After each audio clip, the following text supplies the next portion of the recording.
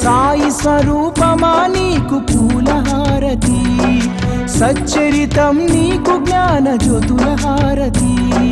జ్ఞానహారతి జ్ఞానజ్యోతులహారతి, సాయి స్వరూపమా నీకు పూలహారతి, సచ్చరితం నీకు జ్ఞానజ్యోతులహారతి.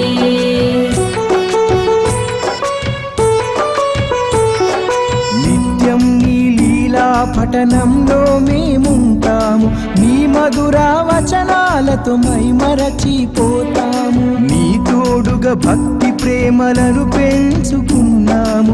మాలో వెలిగిన జ్ఞాన జ్యోతులతో హారతి, జ్ఞానహారతి జ్ఞానజ్యోతులహారతి, సాయి స్వరూపమా నీకు పూలహారతి, సచ్చరితం నీకు జ్ఞానజ్యోతులహారతి.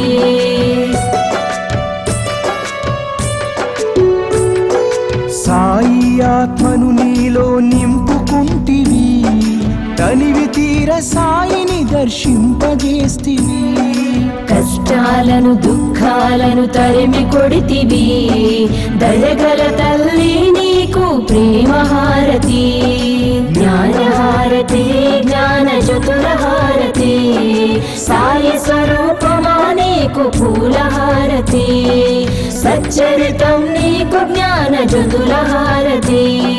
జ్ఞానహారతి జ్ఞానజ్యోతులహారతి, సాయి స్వరూపమా నీకు పూలహారతి, సచ్చరితం నీకు జ్ఞానజ్యోతులహారతి, సచ్చరితం నీకు జ్ఞానజ్యోతులహారతి, సచ్చరితం నీకు జ్ఞానజ్యోతులహారతి. సద్గురువు యొక్క చమత్కారాలు అందరూ ఎట్లా చూస్తారంటే, బాబా ఇచ్చేటువంటి కృప, ఆయన ఇచ్చేటువంటి అనుగ్రహము చాలా సునాయాసంగా వచ్చేస్తుందని చెప్పి మనం అనుకుంటాం. అంతేకాదు ఆయన అనుగ్రహము చాలా ఈజీగా ఆయన మనకు అందిస్తారని అనుకుంటాం. కానీ బాబా యొక్క అనుగ్రహము అలా ఉండదు. బాబా ఇచ్చేటువంటి అనుగ్రహం అంతా కూడా చాలా గుప్తంగా ఉంటుంది. కొన్ని సందర్భాల్లో అది మనకు అర్థం కూడా కాదు. అది అర్థం చేసుకునేటువంటి లోపు ఆ అనుగ్రహాన్ని చేసుకుంటాం. ఇది నేను చెప్తున్నటువంటి మాట కాదు. బాబా శరీరంతో ఉండగా అనేక మంది భక్తులు దాన్ని అనుభవించి ఉన్నారు. బాబా దగ్గరికి వచ్చిన తర్వాత పరిపూర్ణమైనటువంటి విశ్వాసం లేకపోతే, బాబా అనుగ్రహాన్ని అర్థం చేసుకోకపోతే కొంతమంది జీవితాలనే వ్యర్థం చేసుకున్నటువంటి వాళ్ళు అనేక మంది ఉన్నారు.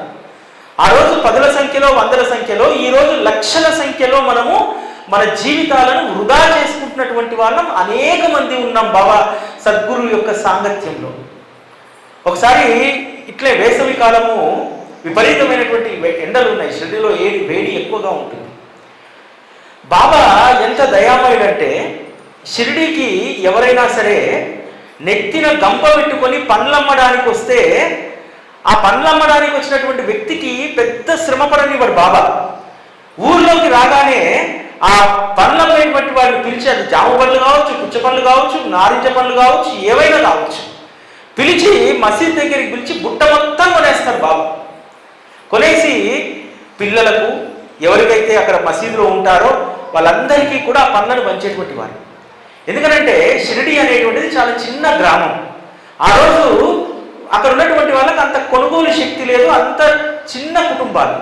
అందుకనే బాబా ఏం చేసేటువంటి వాడు, 2 రకాలైనటువంటి మేలులు చేసేవాడు. ఒకటి, ఎక్కడో గోబర్గావ్ రైతాన్ నుంచి నడుచుకుంటూ వచ్చి నెత్తి కంపన పెట్టుకొని వచ్చినటువంటి అమ్మకు ఊరంతా తిరిగి అమ్ముకునేటువంటి శ్రమ లేకుండా మొత్తం బాబా కొనేటువంటి వాడు. రెండవది, ఎవరికైతే వాటిని తినాలనేటువంటి కోరిక ఉండి వాటిని కొనుక్కోలేకపోతారో వాళ్ళందరికీ కూడా బాబా వాటిని పంచేటువంటి వారు, ఇలా చేసేటువంటి వారు. ఒకసారి ఎండాకాలం రోజు మిట్ట మధ్యాహ్నము పుచ్చకాయలు వస్తాయి. మొత్తం పుచ్చకాయలన్నీ కొనేస్తారు. కొనేసి వాటిని ముక్కలుగా చేసి అందరికీ పంచుతారు బాబా. ఒక్క ఆత్మారాం తర్కడుకు మాత్రం ఒక్క ముక్క కూడా ఇయ్యరు. సరే, తర్కడు దాని గురించి పెద్దగా బాధపడ్డాడు. ఎందుకంటే తనకు బాబా పండు ఇవ్వలేదంటే దాంట్లో ఏదో అంతరార్థం ఉంటుందని చెప్పి తర్కడుకు తెలుసు. అంతలోనే ఒక పెద్ద మనిషి, గొప్ప ధనవంతుడు, ముంబై నుంచి 2 సేవకులను వేసుకొని చాలా మంచి పాయింట్ కోటు ధరించి ద్వారకామయిలోకి వస్తాడు. ఆ పెద్ద మనిషి బాబా యొక్క మహిమ గని ఎలాగైనా సరే బాబా కృప పొందాలని వస్తాడు. అందరికీ ఆశ ఉంటుంది బాబా కృప పొందాలని. ఆ కృపను అర్థం చేసుకునేటువంటి శక్తి అందరికీ ఉండదు. అట్లనే ఈ పెద్ద మనిషి రాగానే బాబా ఏం చేస్తాడంటే మిగిలినటువంటి ఒక పుచ్చపండు ముక్కలో ఉన్నటువంటి పై గుజ్జునంతా తీసి తర్కడి చేతిలో పెడతాడు. ఆ తొక్కను వచ్చినటువంటి పెద్ద మనిషికి ఇస్తాడు. ఆ పెద్ద మనిషి ఆ తొక్కను తీసుకొని చాలా అవమానంగా ఫీల్ అవుతాడు. ఏంది బాబా, నేనేమన్నా మేకనా గేదెనా ఈ ముక్క తినడానికి? ఈ ముక్కను నేను తినానంటాను. అప్పుడు బాబా దాన్ని తీసుకొని మళ్ళీ ఆ తొక్కను కూడా తర్కడికి ఇస్తాడు. తర్కడు ఆ తొక్కను తింటాడు. ఆ తొక్కను తింటుంటే అది పుచ్చకాయ యొక్క తొక్క ఒగరుగా లేదు, అరటి పండు కంటే మెత్తగా, అరటి పండు కంటే తీయగా ఉంది. దాన్ని తిని ఎంతో సంతోషపడతాడు, ఆశ్చర్యపోతాడు. అరే, పుచ్చకాయ తొక్క ఇంత రుచిగా ఉండడం ఏమిటి అని చెప్పి. ఇక్కడ జరిగినటువంటిది ఏంటంటే వచ్చినటువంటి పెద్ద మనిషికి 20 సంవత్సరాలుగా డయాబెటిక్ వ్యాధి ఉంది, షుగర్ వ్యాధి ఉంది. ఆ వ్యాధి కోసము ఎన్ని మందులు వాడినా తగ్గట్లేదు. బాబా కృప వల్ల దాన్ని పోగొట్టుకోవాలనుకున్నాడు. ఆ వ్యాధి ఉన్న విషయము, దాన్ని పోగొట్టుకోవాలనేటువంటి కోరికతో వచ్చిన విషయం బాబాకు తెలుసు. అందుకనే బాబా తొక్కనిచ్చాడు తినుమని. నిజంగా ఆ తొక్క కేవలం పుచ్చపండు యొక్క తొక్క కాదది, అతని రోగాన్ని నివారణ చేయడానికి బాబా చేసినటువంటి ఉపాయం. ఆ ఉపాయాన్ని అందుకోలేకపోయాడు. అందుకోకుండా బాబా నిందిస్తూ వెళ్ళిపోయాడు. నేను ఇంత దూరం వస్తే గొప్ప ధనవంతుణ్ణి, ఓ మేకకు బర్రెకేసినట్టు నాకు తొక్క వేస్తారా అని చెప్పి వెళ్ళిపోయాడు. కానీ ఆ అనుగ్రహం తర్కడుకు దక్కింది. తర్కడ్ కుటుంబంలో 2 తరాల నుంచి షుగర్ వ్యాధి ఉంది. తర్కడు మానసికంగా ఫిక్స్ అయ్యాడు తనకు షుగర్ వ్యాధి వస్తుందని చెప్పి. అందుకోసం ముందుగానే జాగ్రత్తలు తీసుకోవడం ప్రారంభించాడు. విచిత్రం ఏమిటంటే తర్కడు 70 సంవత్సరాలు జీవించినా సరే ఏ రోజు కూడా తను షుగర్ వ్యాధి బారిన పడలేదు. అంటే ఒకరికి అనుగ్రహాన్ని ఇవ్వబోతే అనుగ్రహాన్ని ఆ వ్యక్తి చేజార్చుకుంటే ఆ చేజార్చుకున్నటువంటి అనుగ్రహం తర్కడుకు దొక్కింది. అంటే బాబా ఎట్లా చేస్తారు లీలలు, వారి యొక్క అనుగ్రహాన్ని మనం ఎట్లా అందుకోవాలని చెప్పి. నిజంగా ఆ తొక్కలో ఏ మందు లేదు, దాంట్లో ఏ గుణాలు లేనటువంటిది, అది నిస్సారమైనటువంటిది. అయినా సరే కేవలము బాబా యొక్క కరస్పర్శ చేత, బాబా యొక్క సంకల్పం చేత ఆ పుచ్చపండు యొక్క తొక్క అమృతంగా మారింది. ఈరోజు బాబాను ఆశ్రయించినటువంటి మన జీవితాలు కూడా ఆయన కేవలం సంకల్పానుసారం ఏమీ చేయాల్సిన అవసరం లేదు. వీడిని నేను ఉద్ధరించదలుచుకున్నాను, వీడిని నేను కాపాడదలుచుకున్నాను అని చెప్పి ఒక్క సంకల్పం ఆయన చేసుకుంటే మన జీవితాలు అద్భుతంగా వికసిస్తాయి, అద్భుతంగా మనము ముందుకు పోగలుగుతాం. సద్గురువు దగ్గర ఉన్నటువంటి కృప, ఆయన కృపను అందుకునేటువంటి తెలివితేటలు, వివేకం మన దగ్గర ఉండాలి. ఆ వివేకం లేనన్ని రోజులు, వివేకంతో కూడినటువంటి జ్ఞానం లేనన్ని రోజులు. జ్ఞానం అంటే కేవలం పుస్తక పఠనం కాదు, సచ్చరిత చెప్తుంది. వివేకంతో కూడినటువంటి జ్ఞానం, వివేకంతో కూడినటువంటి జ్ఞానం అంటే సద్గురువు ఏది ఇచ్చినా సరే దాన్ని ప్రసాదంగా స్వీకరించడమే. అది కష్టమైనా, నష్టమైనా, దుఃఖమైనా, బాధ అయినా సరే దాన్ని నువ్వు ఎప్పుడైతే ఆయన ప్రసాదంగా స్వీకరిస్తావో, కష్టాన్ని ఆయన ప్రసాదంగా స్వీకరించినటువంటి వారికి ఆ కష్టాల్లో ఇబ్బందులు ఉండవు. ఆ కష్టాల్లో తాపం తగలకుండా చాలా ఈజీగా ఆయన బయటపడేస్తారు. అదేవిధంగా నువ్వు దుఃఖంలో ఉంటే ఆ దుఃఖాన్ని అత్యంత సులువుగా ఆయన మరిపించగలుగుతాడు. ఆయన దగ్గర ఉన్నటువంటి గొప్ప లీలనే అది. చాలామందికి చాలా రకాల కోరికలు ఉంటాయి. ఆ కోరికలన్నీ కూడా బాబా ఎలా తీరుస్తారంటే, ఒక వ్యక్తి కేదార్నాథ్ యాత్ర చేయాలనుకుంటాడు. కేదార్నాథ్ యాత్రకు వెళ్ళాలంటే ఒక డాక్టర్ సర్టిఫికేట్, ముందస్తు అపాయింట్మెంట్లు ఇవన్నీ ఉంటాయి వ్యవహారాలు. అయితే తనకు కాస్త ఉబ్బసం వ్యాధి ఉంటుంది. ఆ ఉబ్బసం వ్యాధి వల్ల తను వెళ్ళలేనేమో అనేటువంటి అనుమానం ఉంటుంది. అయినా సరే బాబా ప్రార్థిస్తాడు. అనుకోకుండా తన కేదార్నాథ్ వెళ్ళడానికి అనుమతులు వస్తాయి, డాక్టర్ సర్టిఫికేట్ వస్తుంది, క్లియరెన్స్ వస్తుంది, అంతా వస్తుంది. ఇక 4 రోజుల్లో ప్రయాణం. 4 రోజుల్లో ప్రయాణం అనగా అర్ధరాత్రి పూట విపరీతమైనటువంటి ఆయాసం వస్తుంది తనకు.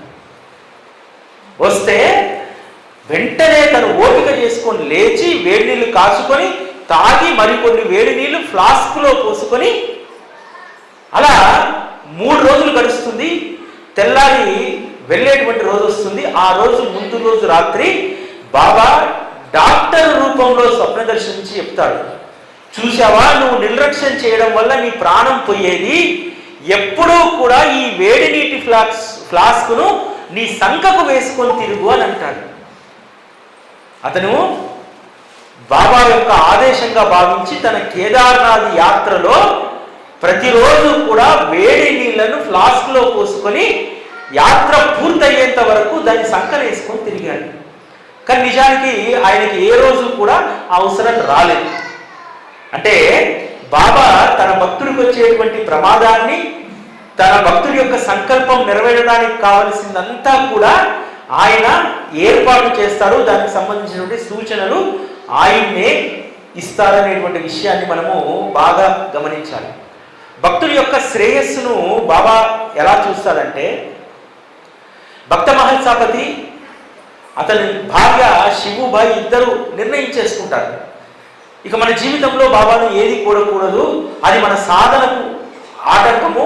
ముఖ్యంగా నా భర్త బాబా పక్కన కూర్చొని మోక్ష సాధన కోసం తప్పిస్తున్నాడు, కాబట్టి ఆయన నిష్టను ఎప్పుడూ కూడా నేను సడలించేలాగా నా ప్రవర్తన ఉండకూడదని చెప్పి శివుబాయి నిశ్చయించేసుకుంటుంది. నిశ్చయించుకొని చాలా ఓపికగా సంసారాన్ని నెట్టుకుంటూ వస్తుంది.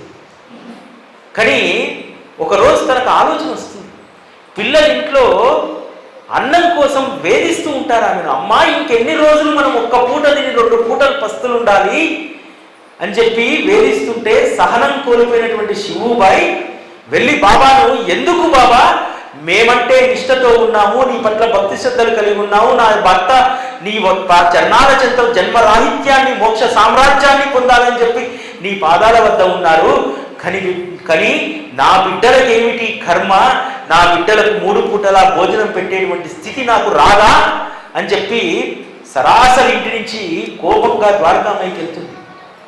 ఆమె కోపంగా రువ్వడిగా నడుచుకుంటున్న తీరును గమనించినటువంటి కాకాసాహెబు తన వాడా నుంచి శివుబాయిని చూసి పూజ ముగియకుండానే ద్వారకామాయికి వచ్చి అక్కడ కూర్చుంటాడు. వచ్చి బాబా పాదాలకు నమస్కరించి ఒక్క మాట కూడా మాట్లాడకుండా శివుబాయి బాబా ఎదురుగా కూర్చుంటుంది. ఒక 10 నిమిషాలు గడిచిన తర్వాత బాబా ఒక మాట చెప్తాడు, అమ్మా, నేను ఈరోజు మీ ఇంటికి వస్తున్నాను, దయచేసి నన్ను తిరస్కరించవద్దని చెప్పి నీ భర్తకు చెప్పు అని అంటాడు. ఏది బాబా, మీరు మా ఇంట్లోకి వస్తారా? వస్తే మహల్సా ఎందుకు మిమ్మల్ని తిరస్కరిస్తాడు? చాలా సంతోషం బాబా అని చెప్పి వెళ్ళిపోతుంది. కాకాసాహెబ్ దీక్షితు అక్కడ బాధను విని, ఆమె బాధను గ్రహించి ఒక నిర్ణయానికి వస్తాడు. కనీసం మహల్సాకు తిండి గింజలైనా కొనుక్కునేటువంటి ధనాన్ని సహాయం చేయాలనుకుంటాడు. వెంటనే వాడాకు వెళ్ళి ఓ కవర్లో కొంత డబ్బు పెట్టి బాబా దగ్గరికి తీసుకొస్తాడు. బాబా, ఇది ఒక మిత్రుడికి ఇవ్వాలనుకుంటున్నాను, పంపించమంటావా అని అడుగుతాడు. తప్పకుండా, నువ్వు ఎంతో మేలు చేసినటువంటి వాడు అవుతావు, తప్పకుండా పంపించు అని అంటాడు. అలా ఒక వ్యక్తిని ఇచ్చి మహల్సా ఇంటికి ఆ కవర్ పంపిస్తాడు. ఆ వ్యక్తి చెప్తాడు, బాబా ఈ యొక్క కవర్ మీకు ఇవ్వమన్నారు, ఇది వారి ప్రసాదంగా భావించమని చెప్పారు, ఇది వారే స్వయంగా వచ్చినట్టుగా కూడా భావించమని చెప్పారు అని అంటే, మహల్సా ఆ కవర్ను చూసి అనుమానం వ్యక్తం చేస్తుండగా భార్య చెప్తుంది, బాబా స్వయంగా ఈరోజు నాకు చెప్పారు ద్వారకామాయిలో, నేను మీ ఇంటికి వస్తానని చెప్పాడు, కాబట్టి ఏ రూపంలో వస్తాడో తెలియదు, కాబట్టి మీరు దాన్ని స్వీకరించండి, అంగీకరించండి అని అంటారు. దాన్ని తీసుకొని భార్యకి ఇస్తాడు. కనీసం మహల్సా అందులో ఏముంది, ఏం పంపించాలని కూడా చూడడు. యథావిధిగా మసీదుకు నడుచుకుంటూ వెళ్ళి మళ్ళీ బాబా పక్కన కూర్చుంటాడు. అలా కాకాసాహెబ్ ఇచ్చినటువంటి చిన్న మొత్తంతో కుటుంబంలో పిల్లలకు ఆహారానికి లోటు లేకుండా కొద్ది రోజుల పాటు ఆ డబ్బు వినియోగించడం జరుగుతుంది. అట్లా బాబా యొక్క అనుగ్రహం, బాబా తన భక్తుడికి ఎప్పుడు ఏది చేయాలి, ఏది ఇవ్వాలి అనేటువంటిది ఖచ్చితంగా ఆయన నిర్ణయించుకునే ఉంటారు. మనమందరం కూడా గ్రహించుకోవాల్సింది ఏంటంటే ఆయన నిర్ణయం లేకుండా ఏదీ జరగదు. ఆయన నిర్ణయం ప్రకారమే కష్టమైన, దుఃఖమైన, సుఖమైన, సంతోషమైన అనేటువంటి దాన్ని మనం గ్రహించుకోగలిగితే మన జీవితము ఎప్పుడూ కూడా ఒకే రకంగా ఉంటుంది. సచరిత ఒక అద్భుతమైనటువంటి విషయం చెప్తుంది. ద్వంద్వం అనేటువంటిది ఉండదు. అంటే ఈ సృష్టి అంతా కూడా ఒకటిగానే ఉన్నట్టు మన జీవితంలో కూడా రెండు ఉండవు, రెండు కలిసే ఉంటాయి. కష్టము, సంతోషము రెండు కలిసే ఉంటాయి. నాణానికి రెండు వైపులా ఎట్లయితే బొమ్మ బొరుసు ఉంటుందో మన జీవితం కూడా భగవంతుడు ఆడించినప్పుడు, భగవంతుడు ఎగిరేస్తే కింద పడితే బొమ్మ వస్తే సుఖం, బొరుసు వస్తే కష్టం. మళ్ళీ భగవంతుడు దాన్ని ఎగిరేస్తాడు, అలానే పెట్టాడు, కమ్మి ఉంచాడు. పైసలాట ఆడేవాడు చిన్నప్పుడు చాలా మంది చూసుంటారు. పైసలాట ఆడేవాడు పైకి ఎగిరేసి కమ్మిన తర్వాత అది చిత్తా బొత్తా అన్న తర్వాత మళ్ళీ ఎగిరేస్తాడు. అట్లే భగవంతుడు కూడా మన జీవితాలను ఒకే రకంగా కమ్మి వేయడు. మళ్ళీ దాన్ని తీసి మళ్ళీ వేసినప్పుడు బొమ్మ వచ్చినప్పుడు సుఖం వస్తుంది, బొరుసు వచ్చినప్పుడు కష్టం వస్తుంది. ఇట్లా మన జీవితంతో అప్పుడప్పుడు భగవంతుడు చిత్తూ బొత్తు ఆడుతూ ఉంటాడు. ఆ చిత్తూ బొత్తు కూడా ఒకటే అని చెప్పి మనం భావించినప్పుడు, ఎట్లయితే మనం ఆడేటువంటి ఆ రూపాయి విలువ ఎట్లయితే స్థిరంగా ఉంటుందో మన జీవితం స్థిరమైనటువంటిదే. కాకపోతే ఏంటంటే జీవితంలో మార్పు అనేటువంటిది చాలా సహజమైనటువంటిది అనేటువంటి విషయాన్ని మనం గ్రహించాలి. ఎందుకంటే బాబా ఎప్పుడూ కూడా తన భక్తులకు గొప్ప సత్యాలను బోధించేటువంటి వారు. ఈరోజు కూడా మనకు కొన్ని మూఢమైనటువంటి విశ్వాసాలు చాలా మందిలో ఉంటాయి. మనము కొన్ని విషయాల్లో మూర్ఖంగా కూడా ఆలోచిస్తాం. చాలా మంది ఏదైనా ఇంట్లో చిన్న పురుగులు వచ్చాయనుకోండి, అవన్నీ చనిపోతే అయ్యయ్యో నా ఇంట్లో ఈ జీవులు చనిపోయాయే, అరే నా దగ్గరికి వచ్చి పలానా పక్షి చనిపోయిందే అని చెప్పి మనం బాధపడుతూ ఉంటాం. మనము అనవసరంగా దాని గురించి చింతన చేస్తూ ఉంటాం. మసీదులో ఎప్పుడూ కూడా లాంతర్లను వెలిగించేటువంటి వారు. ఆ తర్వాత బొంబాయి నుంచి వచ్చినటువంటి భక్తులు కొంతమంది పెట్రోమాస్ లైట్లను తీసుకొచ్చారు. ఆ పెట్రోమాస్ లైట్లు రోజు శుభ్రం చేసి వెలిగించేటువంటి వారు. ఆ పెట్రోమాస్ లైట్ల వెలుతురికి చాలా పురుగులు వచ్చి అక్కడ పడి చనిపోయేది. ఆత్మారాం తర్కడు ఒకరోజు ఆ దీపాలు వెలిగించడం మానేసి కొట్టిన కూర్చుంటే బాబా అడుగుతారు, ఎందుకు నువ్వు ఆ లైట్లను వెలిగించలేదంటే తర్కడు అంటారు, బాబా అనవసరంగా ఎక్కడో ఉన్నటువంటి జీవులన్నీ వచ్చి మసీదులో ఉన్నటువంటి ఈ పెట్రోమాస్ లైట్ను ముద్దాడి చనిపోతున్నాయి, కాబట్టి ఎందుకు బాబా వాటి ఉసురును మనం తీసుకోవడం అని అంటారు. ఓహో అట్లాగా, ఇప్పుడు నువ్వు ఇక్కడ దీపం పెట్రోమాస్ లైట్లు వెలిగించలేదు, నందు ఇంట్లో మరి పెట్రోమాస్ లైట్లు వెలిగి ఉన్నాయి, మరి ఈ పురుగులన్నీ అక్కడికి పోతాయి కదా, నువ్వు వెలిగించినంత మాత్రాన వాటి యొక్క ప్రాణాలను నువ్వు కాపాడినట్ట. ఒక్కటి గుర్తుపెట్టుకోబావు, భగవంతుడు జీవుడు పుట్టినప్పుడే వాటి యొక్క మరణాన్ని కూడా రాసిపెట్టి ఉంటాడు. కాబట్టి వాటినేదో నువ్వు చంపుతున్నావని చెప్పి నువ్వు భావించకూడదు. ఒకవేళ దీపాలు వెలిగించకపోతే అవి ఇంకొక జీవికి ఆహారంగా మారుతాయి, ఆ పురుగులను పక్షులు తింటాయి. కాబట్టి సృష్టి యొక్క ధర్మానికి, భగవంతుడి యొక్క నిర్ణయానికి వ్యతిరేకంగా మనం ఎందుకు వ్యవహరించాలి? అవి దీపాలను ముద్దాడము, పొద్దంతా దీపం వెలిగించక ముందు ఆ ప్రకృతిలో అవి రమణీయంగా ఎగరడము, అవి ఆనందంగా గడపడము, దీపం వెలిగించిన తర్వాత దీపం దగ్గరికి వచ్చి దీపాన్ని ముద్దాడి మరణించడం కూడా అది భగవంతుడి యొక్క సంకల్పమే. భగవంతుని నిర్ణయాన్ని మనం ఎలా కాదనగలుగుతామని చెప్పి బాబా చెప్తారు. అంటే ఎందుకు ఈ విషయాలన్నీ చెప్తున్నానంటే, బాబా మార్గంలో మనకు దొరకనటువంటి సమాధానం, దొరకనటువంటి విషయాలు, మన జీవితాలకు కావలసినటువంటివి అన్నీ కూడా శ్రీ సాయి సచ్చరితలో ఉంటుంది. శ్రీ సాయి సచ్చరిత కేవలం చూసేటువంటి వాళ్లకు అదొక పుస్తకం, చదివేటువంటి వాళ్లకు అది కోరికలు తీర్చేటువంటి ఒక గ్రంథం. కానీ దాన్నే ప్రాణ సమానంగా భావించేటువంటి వాళ్లకు అది జీవితానికి మార్గదర్శిగా మారుతుంది. మన జీవితంలో గొప్ప సుఖశాంతులను విలసిల్లేలాగా శ్రీ సాయి సచ్చరిత చేస్తుంది. సచ్చరితకు ఉన్నటువంటి గొప్పతనం అది. కనీసము ఇక్కడికి వచ్చినటువంటి వాళ్లకు సచ్చరిత మీద ప్రేమ కలగాలని ప్రతి వారం కూడా ఇక్కడ మీ అందరితోటి సచ్చరిత హారతి పాడిస్తున్నాం. సచ్చరిత హారతిలో కూడా అద్భుతమైనటువంటి విషయాలు ఉంటాయి. సాయి ఆత్మను నీలో నింపుకుంటివి. సాయి యొక్క ఆత్మ అంతా ఎక్కడ ఉందంటే శ్రీ సాయి సచ్చరితలో ఉంటుంది. సాయిబాబా ఎక్కడ ఉంటారు అంటే ఎక్కడైతే ఆయన సత్సంగం జరుగుతుందో, ఎక్కడైతే ఆయన సత్సంగం శ్రద్ధగా వింటారో వారి మధ్యలో కూర్చొని ఉంటారు బాబా. ఇప్పుడు మీరందరూ కూడా శ్రద్ధగా మీరు మనసా వాచా కర్మన ఇక్కడ చెప్పేటువంటి విషయాల పట్ల మీ మనస్సు ఉంటే ఖచ్చితంగా బాబా మీతో పాటు వచ్చి కూర్చుంటారు. ఏక్నాథ్ మహారాజు రాముడి కథ అద్భుతంగా చెప్తూ ఉంటే ప్రతిరోజు కూడా ఒక వృద్ధుడు వచ్చి అందరికంటే ముందు వచ్చి అందరికంటే చివర వెళ్ళిపోయేటువంటి వారట. 3 రోజులు గమనించాడు ఏక్నాథ్ మహారాజు, ఎవరి వృద్ధుడు అని చెప్పి. ఎవరు ఆయనను? ఆంజనేయ స్వామి. అంటే రామకథ ఎక్కడ చెప్తే అక్కడ రామబంటు అయినటువంటి హనుమంతుడు వచ్చి ఉంటారు. సాయి సత్సంగం ఎక్కడ జరిగితే ఆయన బంట ఎవరు రారు, ఆయన్నే వచ్చి కూర్చుంటారు. అది సద్గురువు దగ్గర ఉన్నటువంటి గొప్ప విశేషం. చాలామంది అడుగుతూ ఉంటారు, సరే ఇక్కడ బాబా ఎప్పుడూ కూడా ఎందుకు అంత సంతోషంగా ఉంటారు, ఎప్పుడూ కూడా చిరునవ్వుతో ఉంటారు అని అంటే ఆయనకి ఇష్టమైనటువంటి పని ఇక్కడ జరుగుతుంది కాబట్టి ఆయన సంతోషంగా ఉన్నారు. బాబా చిత్రపటంలో మీరు చూడండి, మీ ఇంట్లో ఉన్న చిత్రపటం కూడా రకరకాల మూడ్స్లోకి మారుతూ ఉంటుంది. కొన్ని సందర్భాల్లో మనం అనవసరమైనటువంటి బాధపడుతూ ఉంటే బాబా కూడా చికాగ్గా ఉంటాడు ఫేస్.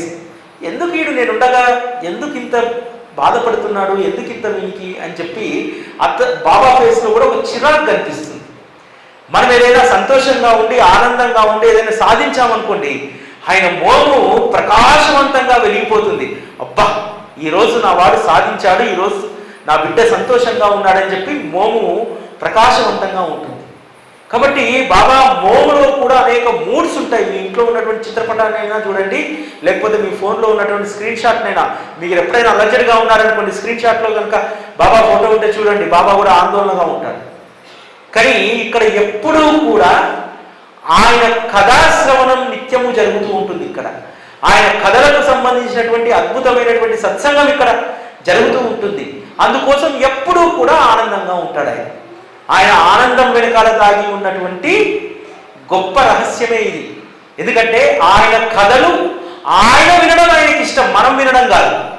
ఆయన కథలు హేమాడ్పంత్ రాస్తారు, సాయికి తన కథల పట్ల ఎంత మక్కువ అంటే ఎక్కడైతే ఆ కథ చెప్పబడుతుందో, ఎక్కడైతే ఆ కథా శ్రవణం జరుగుతుందో అక్కడ వెళ్ళి తిష్ట వేసుకొని కూర్చుంటాడు.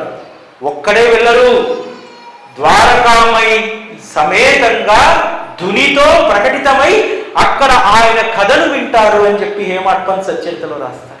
మరి అటువంటి అనుభవాన్ని మనం పొందాలి కదా. అటువంటి అనుభవాన్ని పొందడానికి ఒక్క సత్సంగం అనేటువంటి ఆశ్రయం తప్ప మరి ఏది కూడా మనకు ఉపయోగపడదు. ఈ విషయాన్ని మనం గుర్తుపెట్టుకోవాలి. ఎప్పుడూ కూడా ఇక్కడ ఒకే రకమైనటువంటి పని జరుగుతుంది కాబట్టి ఆయన యొక్క ఫేస్ ఎక్స్ప్రెషన్లో, వరాల సాయి ఫేస్ ఎక్స్ప్రెషన్లో ఎప్పుడూ తేడా ఉండదు. 24 గంటల్లో 360 రోజులు ప్రతి క్షణం ఎప్పుడు చూసినా ఆయనే అదే చిరునవ్వుతోటి, అదే చిరునవ్వు కలిగినటువంటి మోముతోటి ప్రశాంతంగా ఉంటాడు.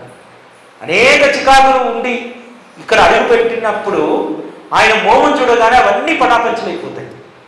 మేము మనుషులమే కదా, నేను కూడా ఒక మనిషినే కదా, నాకు కూడా అనేక బాధలు ఉంటాయి కదా, అనేక కష్టాలు ఉంటాయి కదా, రకరకాల చిరాకులతో ఇంటి దగ్గర నుంచి అయినా వేరే దగ్గర నుంచి ఎక్కడి నుంచి అయినా సరే చిరాకు పడి అట్లా మెట్లెక్కి ఆయన మొహం చూడంగానే అవన్నీ కూడా పటాపంచలైపోతాయి. ఎందుకనంటే బాబా ఎప్పుడూ కూడా తన బిడ్డ ప్రశాంతంగా ఉండాలని చెప్పి కోరుకుంటాడు. హేమాడ్పంత్ సచ్చరితలో ఒక మాట రాస్తాడు. మనకు సాయి చరణాల పైన భక్తి శ్రద్ధ కుదిరిందనడానికి ఒకే ఒక ప్రామాణికమట.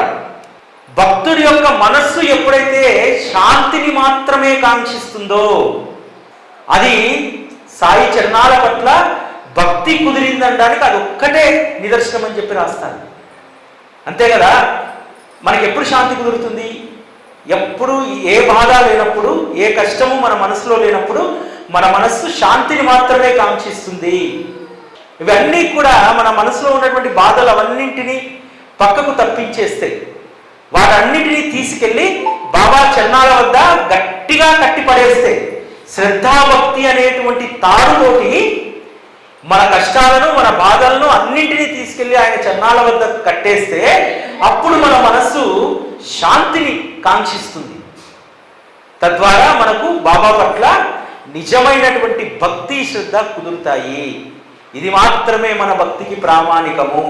అంతే తప్ప మనస్సులో కోరికల చిట్టా పెట్టుకొని, మనసులో బాధ పెట్టుకొని ఆయన వద్దకు వస్తే, ఆయన వద్దకు వచ్చినా సరే మన నోటి నుండి ఆయన నామము పలకదు.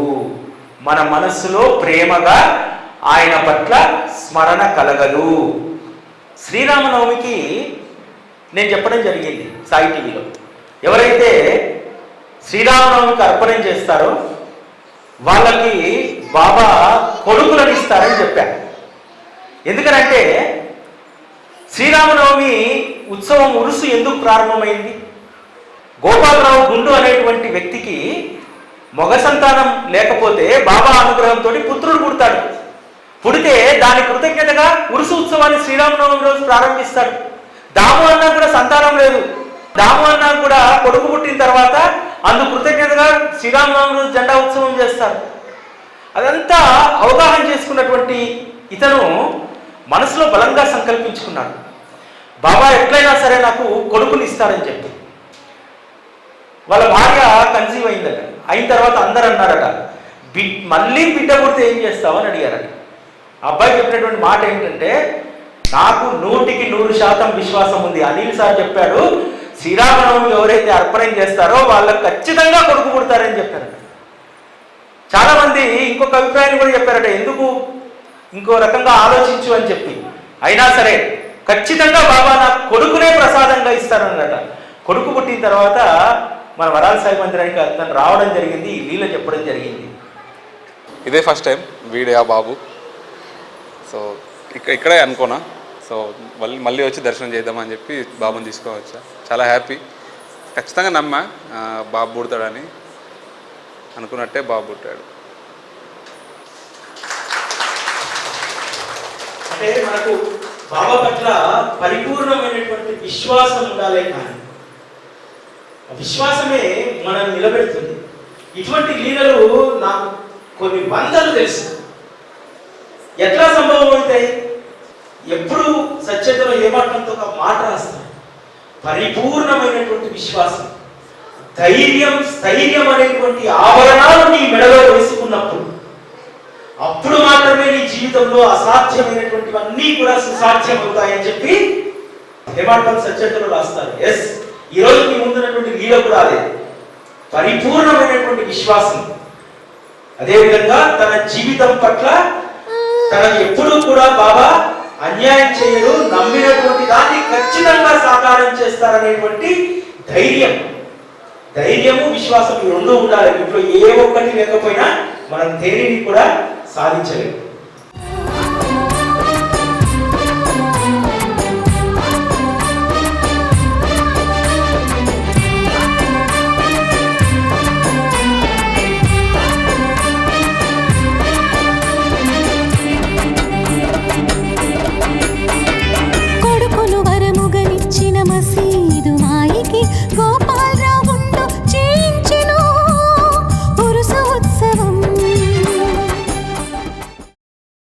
భక్తి కలిగి ఉండామనడానికి నిదర్శనం ఎట్లయితే మనసు శాంతి మాత్రమే కాంక్షిస్తుందో, ఆయన పట్ల మనకు భక్తి విశ్వాసాలు లేవు, కేవలం మనం ఏదో ఒకటి కావాలని చెప్పి వచ్చామనడానికి నిదర్శనం ఏమిటంటే ఆయన నామాన్ని ప్రేమగా పలకకపోవడం, ఆయన స్మరణ మన మనసులో జరగకపోవడం. ఇది మాత్రమే నిదర్శనం. శ్రీ సచ్చిదానంద సద్గురు సాయినాథ్ మహారాజ్ కి జై. నాకు ఇక్కడ 5.5 సంవత్సరం నుంచి ఇక్కడ అనుబంధం ఉంది. మా అమ్మాయి పక్కనే ఉంటుంది అన్నమాట. తను డెలివరీకి వచ్చాము. నేను కరోనా టైం అప్పుడు జస్ట్ ఫుల్ కరోనా టైం అప్పుడు ఒక ఆటో కూడా దొరకదు. అలాంటప్పుడు మా అమ్మాయికి ప్రాబ్లం వచ్చింది. బాబా నువ్వే దయ అనుకొని అట్లా వెళ్ళి ఆటో వాడిని మాట్లాడామన్నమాట. ఇట్లా చెకప్ చేసి వచ్చేద్దాంలే అని. వెళ్ళేసరికి అమ్మాయికి 2 hours కన్నా టైం లేదు, డెలివరీ చేయాల్సిందే అన్నారు. బాబా నీదయ్య ఎలా చేస్తావో ఏమో అనుకున్నాము. వెంటనే 2 hours డెలివరీ అయిపోయింది. అమ్మాయి పుట్టింది. అమ్మాయికి ఇప్పుడు 5 years వచ్చాయి. 4 పూర్తయి 5 వచ్చాయి. చాలా బాగుంది అమ్మాయి. వాళ్ళ దయ వల్ల మేము ఇక్కడ వచ్చాం. పాప ఉందని ఎన్ని ఇల్లు దొరికినా మాకు వెతికి అయిపోయి కానీ ఇల్లు దొరకలేదు. ఒకరోజు పాపను అలా వాకింగ్గా తీసుకువెళ్తూ, స్వామి నీకు దగ్గరగా ఉండేటట్టు నాకు ఇల్లు కావాలి, మా అమ్మాయికి దగ్గరగా ఉండాలి, నీకు దగ్గరగా ఉండాలి. షిరిడి నుంచి మేము వచ్చాం. షిరిడి దగ్గర నుంచి ప్రతి సంవత్సరం షిరిడి వెళ్ళే వాళ్ళమే. ఇక్కడికి వస్తే నాకు షిరిడిలో ఉన్నట్టే ఉంటుంది. నీకు దగ్గరగా నాకు ఇల్లు ఇయ్యు అనుకుని బయలుదేరా. వెళ్ళగానే ఇల్లు దొరికింది. చాలా బాగుంటుంది. అది అద్దిల్లని మాకు అనిపించదు, మా సొంత ఇల్లు అనిపిస్తూ ఉంటుంది. వాళ్ళు మంచి వాళ్ళు.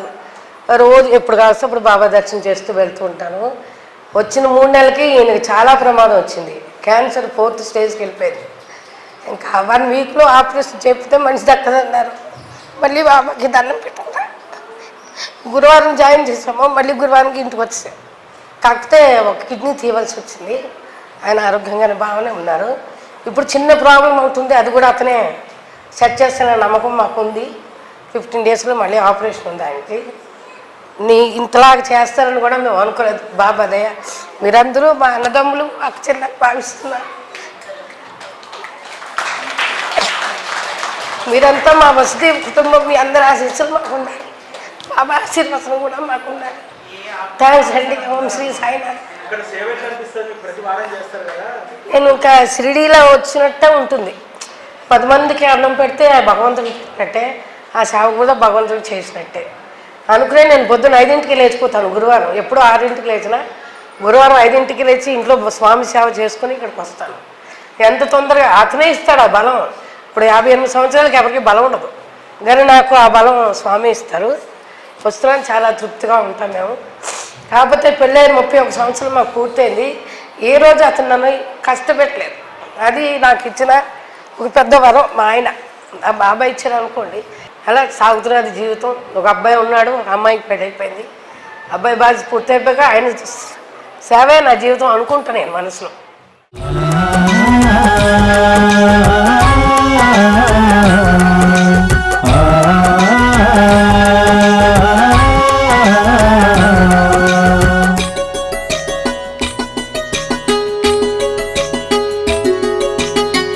మదిలోని రూపం ఓం సాయి వరాల సాయి, ఆనంద సుందరా ఓం సాయి వరాల సాయి.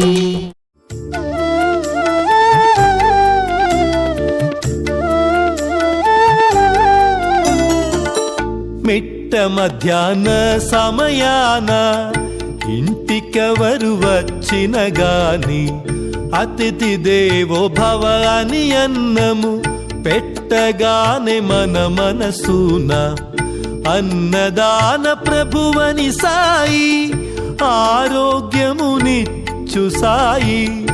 అప్పుడే పరమాత్ముడు ప్రశాంతపరచు ఆత్మను. ఓ సద్గురు సాయి నా సర్వము నీవేలే. ఓ సద్గురు సాయి నా సర్వము నీవేలే.